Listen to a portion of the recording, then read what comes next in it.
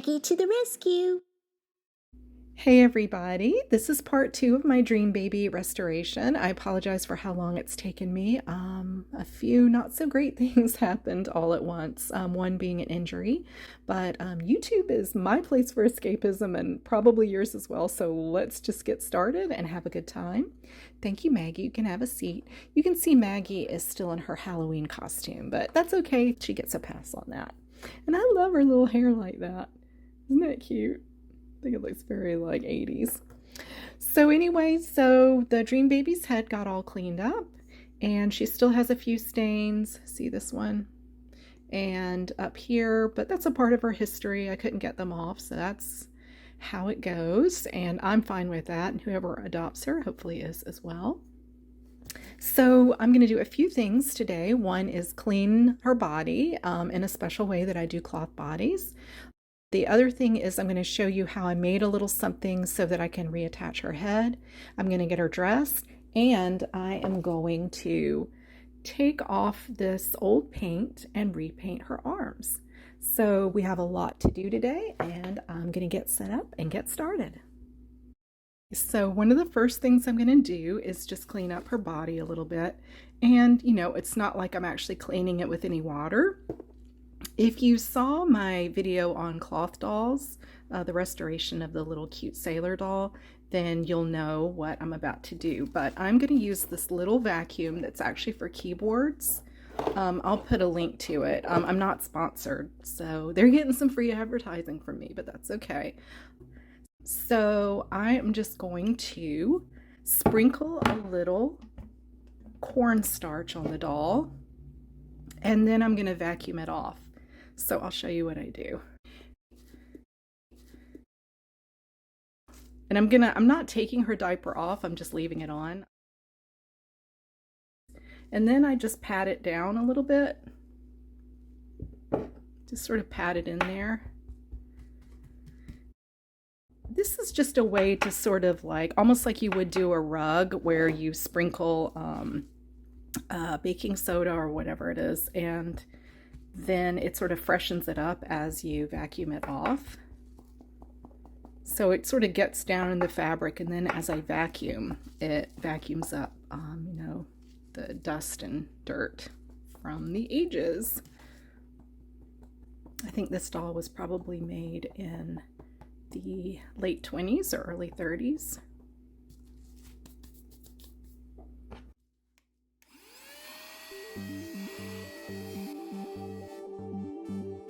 This is a very gentle vacuum cleaner. The suction is low. If you're doing it very high, you know, you could end up harming this old fabric. So if you do this, I really do recommend something like a keyboard vacuum. I think a car vac could probably work as well.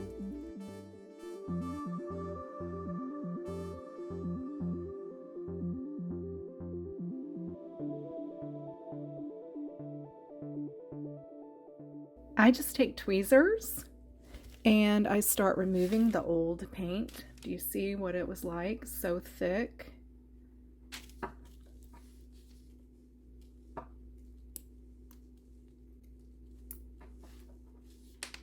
It's kind of satisfying to do that, isn't it?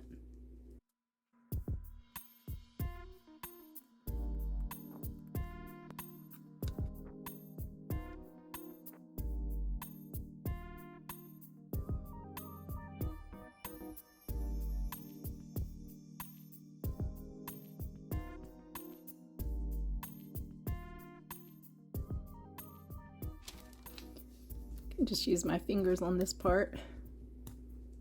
When it's stubborn, you need the tweezers. There's a little bit left on the tips of her fingers I have to work on. I'm going to leave this because it's so close to the very delicate fabric, but I'm going to work on that, and then I'm going to get set up to start painting. It's just these three. Actually, with a little bit of black.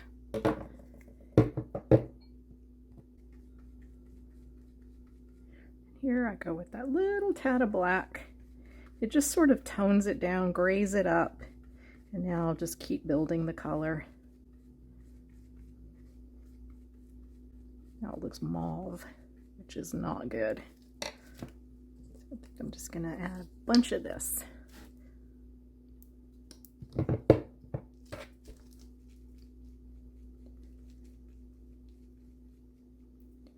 That should start getting us pretty close.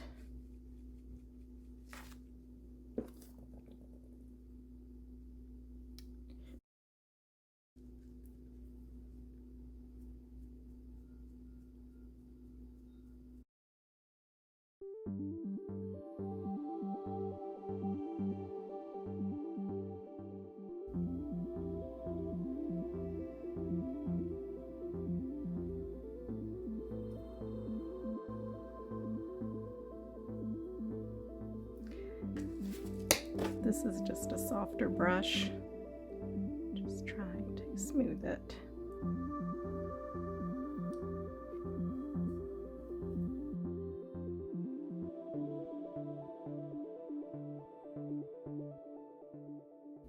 All right, so I'm gonna let these arms dry and then I'll do the next coat with the gloss medium. So the gloss medium is going to make it a little bit more transparent.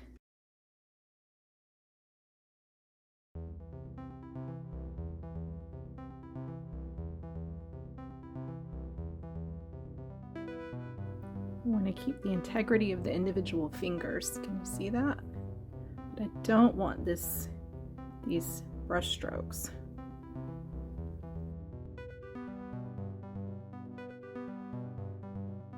So I'm just sort of cross hatching to smooth out those brush strokes.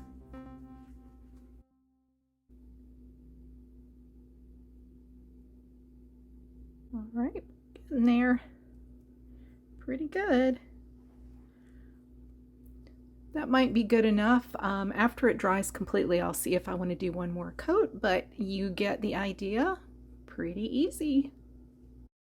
I did one extra coat of just gloss medium on it to gloss it up and try to sort of mask the brush marks. So I wanted to show you this. So this is just sort of a sleeve, really badly sewn, as basic as it gets. Just this shape. Anybody can do this, I think. A child can. But, and a child could probably sew better than I did. So I'm just gonna fit this on. And I will show you why. So I am going to use this to attach the head. But first I want to stuff this with a little bit more cotton. Just needed a little extra because time has sort of worn this down. Okay. So now we take the baby's head.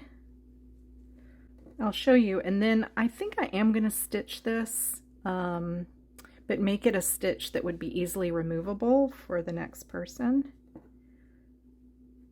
Okay, so typically the head, so again, I don't know if I mentioned this or not. I don't know what these holes are for because I can't figure out how they were used to attach to this. I've never seen them actually used when I take these heads off, but maybe somebody else knows, so let us know if you do. So typically this would go down in this, and then it stitched through with sort of thicker cord, almost like embroidery thread, and then it's tied. Before I put her head on, I wanted to show you that I did stuff her head with some cotton.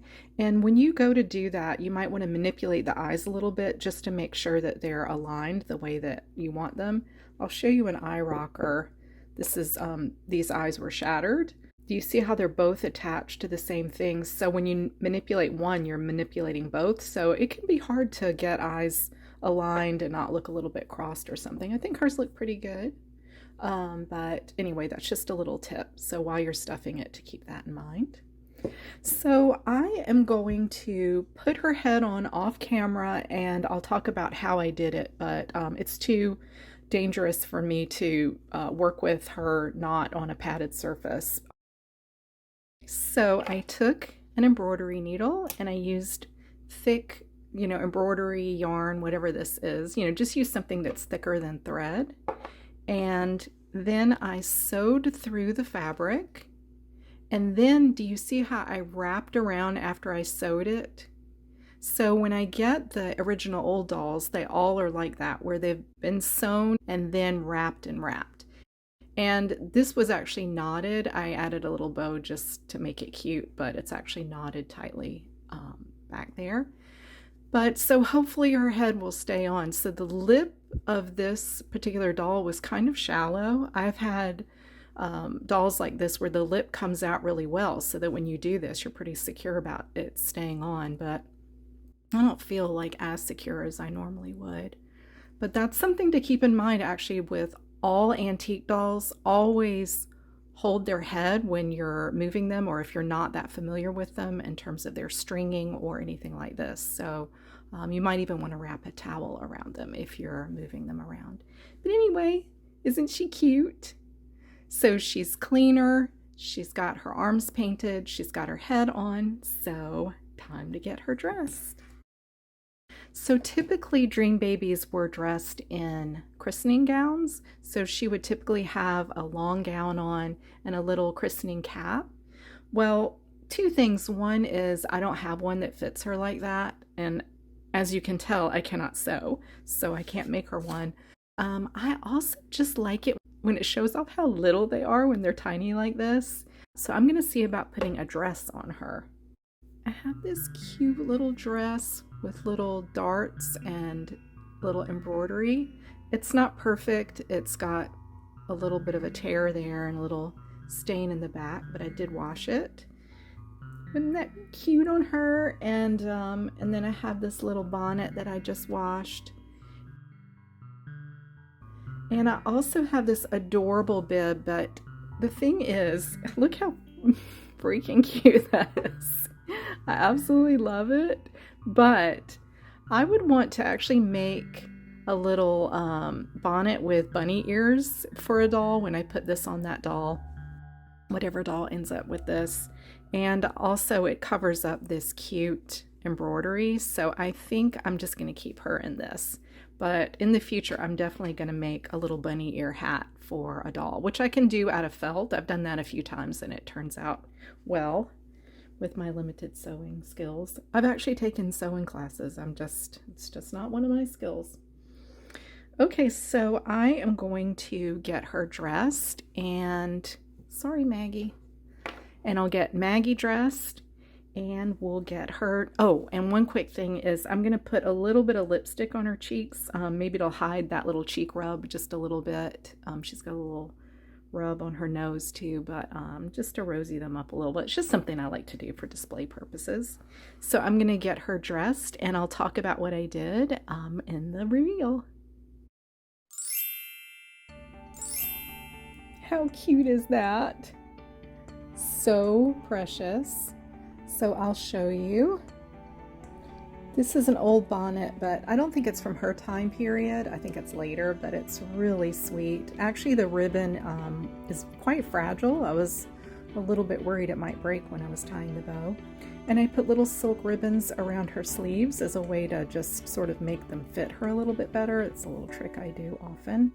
And I'll show you. I just put a little half slip on her and some doll socks as sort of like her booty substitute.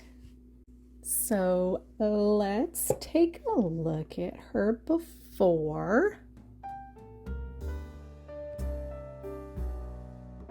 And here she is after. If any of you have any stories that you can share about a baby doll that means something special to you, I would love to read that in the comments. I just absolutely love it when you comment. It means a lot. And for those of you who haven't subscribed to the channel yet, please be sure to join me for other restorations and show and tells and fashion shows. Thanks everybody. Bye. Like and subscribe. Thank you.